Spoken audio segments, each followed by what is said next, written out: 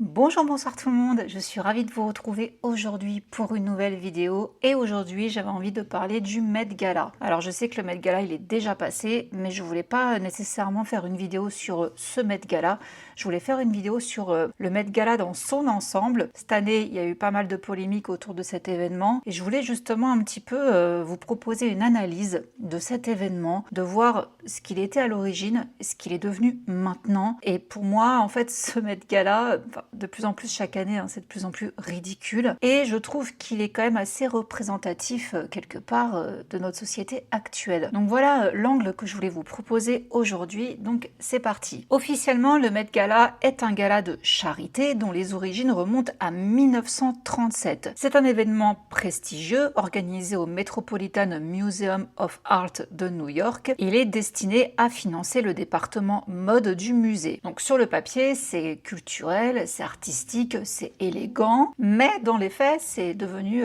carrément autre chose. C'est devenu un mélange très particulier je trouve entre haute couture, pouvoir et surtout stratégie d'image. Alors comme je vous dis, ses origines remontent à 1937 et au début le Met Gala n'avait rien d'un phénomène mondial. C'était un souper de minuit qui se déroulait à l'automne et non le premier lundi de mai comme ça l'est dorénavant, et il ne se tenait même pas encore au Met. Il faudra attendre 1958 pour que le Costume Institute y prenne place. Le prix du billet à l'époque s'élevait à 50$, ce qui est l'équivalent aujourd'hui à environ 600$. Et donc ce dîner, il était réservé à quelques figures de la haute société new-yorkaise dans le but de lever des fonds. Principe d'un gala de charité. Je vais pas vous faire tout l'historique, mais les choses ont évolué au fil du temps. En 1995 arrive Anna Wintour. À cette époque, elle est déjà à la direction de Vogue et sous sa direction, le gala va prendre des allures de page de Vogue. Cet événement va rassembler des mannequins, des acteurs, des artistes, des musiciens, autrement dit tous ceux qui façonnent la culture contemporaine. Et pour ça, on peut justement remercier le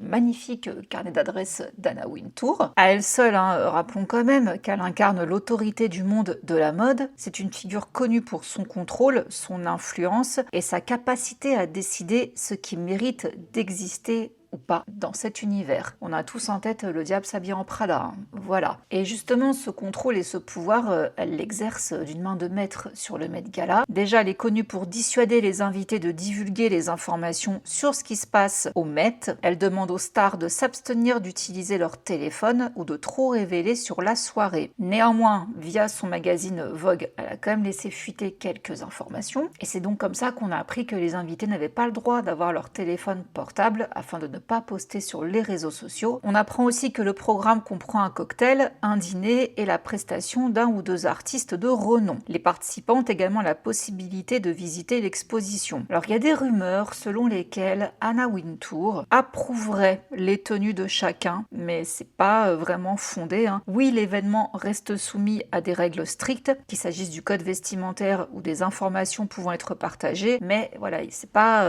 si vous voulez, c'est pas avéré qu'elle valide les tenues avant le Met. En revanche, ce qui est vrai, c'est que pour assister au Met Gala, il faut être invité et quand vous recevez votre précieux sésame, il faut également acheter un billet pour y assister ou être invité par quelqu'un qui en possède un. La liste des invités de marque reste confidentielle jusqu'à la veille du Met Gala, même si tout le monde s'amuse à faire des pronostics, on arrive quand même à plus ou moins à savoir chaque année qui sera là, quoi. Il y a quand même des têtes qui reviennent tout le temps. Donc on est d'accord pour dire que c'est un espace ultra contrôlé, très exclusif, on ne laisse pas rentrer n'importe qui, tout le monde n'y a pas accès, et par rapport au prix, figurez-vous qu'en 2026, ils ont atteint la modique somme de 100 000$, les tables tournaient autour de 300 000$, mais qu'importe, être invité au Met Gala, c'est être validé par un système, et ne pas y être, c'est en être exclu. Et c'est justement là où on va parler de puissance et d'influence, car aujourd'hui, le Met Gala, vous l'aurez compris, ça n'est plus vraiment un événement culturel. Oui, on collecte toujours des fonds, mais c'est plus vraiment ça qui intéresse. C'est surtout un filtre social extrêmement précis. Ça, c'était déjà d'origine. Après, il y a eu la télévision, mais l'arrivée des réseaux sociaux a encore fait basculer les choses dans une autre dimension. Parce que avant, le Met Gala était déjà un événement prestigieux, on est d'accord, mais il était limité dans le temps. On attendait les photos le lendemain pour voir justement qu'est-ce qui s'était passé, qui portait quoi, qui était là déjà. Donc on attendait d'avoir les couvertures de magazines, les analyses de mode, etc. Maintenant, tout est instantané. Une arrivée au Met Gala, ça devient un flux en direct. Les tenues sont commentées en temps réel. Les célébrités existent dans des milliers de posts, de stories, de tweets, de réels. C'est comme si on regardait des ultra riches essayer de survivre dans un algorithme. Et ça se joue devant le monde entier. Ce qui devait être une célébration de la créativité est devenu petit à petit une espèce de compétition silencieuse de visibilité, à savoir qui attire l'attention, qui devient viral, qui marque l'histoire du Met Gala, qui est la queen ou le king du Met Gala, même si on est d'accord pour quand même dire que les mecs se foulent un peu moins que les femmes. Donc c'est quand même drôle de voir que le Met Gala, c'est devenu peut-être le seul endroit au monde où une célébrité peut arriver habillée comme un lustre baroque et être applaudie pour sa vision artistique. Plus une tenue paraît absurde, plus Internet considère qu'elle est réussie. Alors que franchement, je trouve que c'est parfois vraiment très laid. Oui, c'est une forme d'art, c'est marrant à regarder, mais je trouve pas toujours ça, personnellement, encore ce n'est que mon avis, particulièrement beau. Je sais pas, vous me direz. Donc plus une tenue retient l'attention, plus elle survit dans le flux, dans l'algorithme, plus elle choque, plus elle circule, et plus elle circule, plus elle devient importante. Ça, c'est encore une fois la magie des réseaux sociaux qui ont vraiment, je trouve, rendu ce Met Gala viral. Avant, c'était vraiment considéré comme la soirée de l'année. En tout cas, c'est comme ça que celles qui ont créé cet événement voulaient qu'il soit perçu. Mais encore une fois, c'était pour un gratin limité. Là, maintenant, chaque année, tous les réseaux sociaux vont en parler. C'est l'événement viral, quoi. On sait qu'on va avoir des tenues what the fuck, et moi perso ça me fait marrer chaque année. À chaque fois je vous partage sur Instagram, je vois vos commentaires, ça se marre bien quand même. Donc oui, certaines célébrités essayent sincèrement de transformer la mode en œuvre d'art, certaines donnent surtout l'impression d'avoir compris qu'au Met Gala, le ridicule est devenu une stratégie de visibilité. Donc oui, clairement, ça cherche le choc visuel, ça cherche la viralité. Donc à ce stade, certaines tenues, comme toutes celles que je vous fais défiler depuis tout à l'heure, ressemblent moins à de la haute couture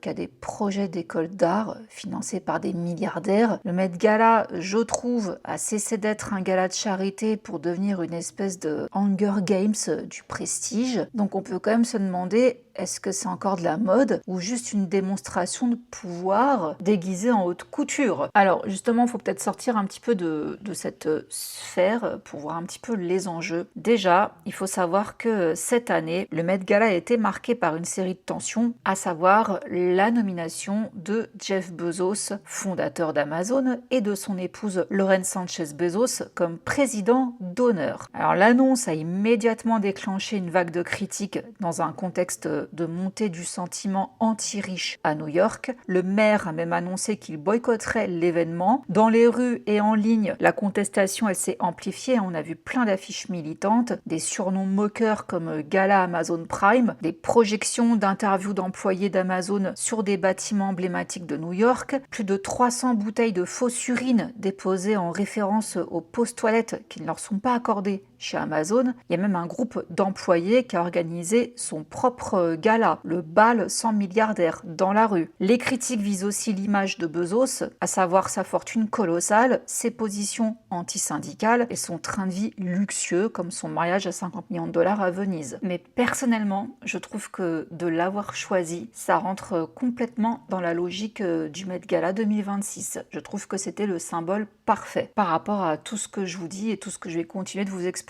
À savoir autre chose, c'est que le gala lui-même traverse une période de transition, notamment avec le changement de rôle d'Anna Wintour. Il faut savoir qu'elle a quitté son poste de rédactrice en chef de Vogue US tout en conservant une influence majeure au sein de Condé Nast, laissant davantage de responsabilités à sa succession, même si elle reste une figure centrale du Met Gala. Et malgré toutes ces tensions, l'événement, il est resté incontournable. Il a récolté un record de 42 millions de dollars cette année et il conserve donc son influence culturelle et économique à New York. Pour ses défenseurs, la polémique dépasse Jeff Bezos et renvoie surtout à un système plus large d'inégalités, mais pour ses détracteurs, le Met Gala reste un symbole d'un luxe déconnecté des réalités sociales. Donc, si vous voulez, Jeff Bezos n'a pas abîmé le Met Gala, il représente juste ce qu'il est devenu. Donc, dans un New York déjà traversé par des tensions sociales et politiques fortes, cette nomination est perçue par une partie du public comme un signal clair, celui d'un événement de plus en plus connecté aux très grandes fortunes. Un événement enfermé dans sa propre bulle de luxe qui ne reflète qu'une partie très réduite du monde réel. Donc finalement, le plus fascinant, je trouve, avec le Met Gala, ce ne sont même plus les tenues, c'est le cirque qu'il est devenu malgré lui. Un événement créé pour célébrer la mode et l'art et qui aujourd'hui célèbre surtout la visibilité, la viralité. Une soirée où l'on prétend soutenir l'art pendant que des milliardaires, des marques et des célébrités rivalisent surtout pour exister plus et parfois pour se ridiculiser en direct, soyons honnêtes. Donc en fait, nous on est là, le public, on regarde une élite se mettre en scène et on les regarde transformer le ridicule en capital culturel. Voilà un peu le fond de ma pensée sur le Met Gala. Comme je vous dis, je vois ça chaque année comme étant vraiment un cirque, comme étant une foire. Et quand je pense à l'argent foutu dedans, je me dis mais c'est pas possible en fait. On sait qu'ils sont déconnectés de la réalité, on le sait. Là, je viens de voir des images du festival de Cannes. Mon Dieu, de toute façon le festival de Cannes quoi. C'est vraiment plus ce que c'était et j'ai l'impression que c'est comme ça avec de plus en plus d'événements. Et pour moi, le Met Gala, c'est vraiment le pompon, c'est la cerise sur le gâteau de voir à quel point, ouais, ces gens-là, ils sont hors sol. Moi, ce qui m'intéresse à chaque fois quand je regarde, c'est de voir le thème et les tenues qui vont être proposées. Alors, il n'y a pas à dire, il y a de très jolies tenues, il y a de très belles références. Il y en a eu des très belles cette année, par exemple, mais il est vrai que le thème, il prêtait à un gros délire. Mais chaque année, je trouve, il y en a quand même qui viennent s'exposer, comme dans la foire aux monstres en fait. Et je peux pas m'empêcher de voir ça sous le filtre du fric, plutôt que sous le filtre de la créativité. De toute façon, moi je suis déconnectée de la mode, de la haute couture, comme on l'entend, à savoir des défilés sortis de la lune. Oui, c'est une forme d'art et d'expression, mais mon Dieu. Après, je ne vais pas trop critiquer, parce qu'encore une fois, je respecte toutes les formes d'art. C'est juste que là, comme je vous dis, cette forme d'art-là, combinée avec toute cette thune, combinée avec les réseaux sociaux, je trouve que ça a vraiment cristallisé un délire où maintenant les stars, quand elles vont au Met Gala, c'est vraiment le m'as-tu vu dans toute sa splendeur. C'est vraiment l'élite qui se met en scène. On dirait presque une forme de rituel d'humiliation pour certains, à savoir ok, t'es invité au Met Gala, maintenant fais tes preuves. Montre ce que tu vas nous sortir quoi. Et comme je vous disais tout à l'heure, les gars qui viennent avec des costumes classiques, ils sont taxés d'ennuyeux. Genre on se fait chier à te regarder quoi, t'as pas respecté le thème. Je pense par exemple à Jay-Z cette année, qui était entre sa fille et sa femme, et que tout le monde a traité de tâche, parce qu'il avait pas respecté le thème, mais c'est pas le seul. Donc oui, maintenant venir juste en costard-cravate, c'est chiant. Après, nous c'est marrant de regarder ça chaque année, on se dit waouh, ah ouais quand même, c'est pas mal et tout ce qu'ils ont fait, ou mon Dieu, mais quelle horreur. Ça fait rigoler, moi ça me fait rigoler, je trouve que c'est divertissant. Tout cet argent pour quelques minutes sur un tapis, ça me met en fait toujours en pleine tronche à quel point on est vraiment pas sur la même planète, ces gens-là et nous quoi. Voilà les amis, écoutez, j'espère que cette vidéo vous aura intéressé. N'hésitez pas à me donner justement vos avis dans les commentaires, comment vous avez perçu les choses, et surtout cette année encore plus, avec Jeff Bezos, qui était le symbole de la soirée avec sa femme. Jeff Bezos qui d'ailleurs avant était assez discret et qui maintenant je trouve prend de plus en plus de visibilité dans la sphère pop culture, on peut dire. Maintenant le mec il se prend vraiment pour une star, il a Saint-Barth, son mariage à Venise et tout, ouais maintenant le mec il se cache plus quoi, on savait qu'il était là, on le connaît, mais maintenant je trouve qu'il veut vraiment revendiquer un statut de star, de people, et je trouve qu'avec sa femme il symbolise à merveille justement cette élite. Voilà, n'hésitez pas à me dire ce que vous en pensez. Je vous laisse là, je vous fais plein de gros bisous et je vous dis à très vite. Mouah. Bisous, ciao. Undercover on the beat, so twerk it, bitch. Like.